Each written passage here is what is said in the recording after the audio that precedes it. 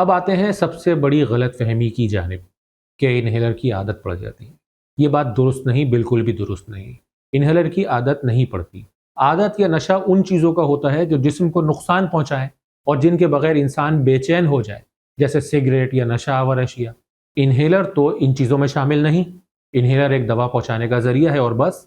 اس کے ذریعے دوا براہ راست پھیپھڑوں تک پہنچتی ہے جہاں اصل مسئلہ موجود ہوتا ہے۔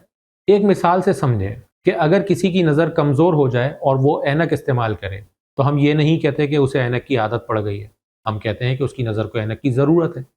اگر کسی کو شوگر ہو اور وہ دوا لیتا ہو تو ہم یہ نہیں کہتے کہ اسے دوا کی عادت پڑ گئی ہے، ہم کہتے ہیں کہ اس کے جسم کو علاج کی ضرورت ہے۔ اسی طرح اگر کسی مریض کو ایزما ہے اور ڈاکٹر نے اسے انہیلر تجویز کیا ہے تو اس کا مطلب یہ نہیں کہ اسے اس کی عادت پڑ گئی ہے، اس کا مطلب یہ ہے کہ اس کے پھیپھڑوں کو صحیح علاج کی ضرورت تھی جو ڈاکٹر نے انہیلر کے ذریعے پوری کر دی۔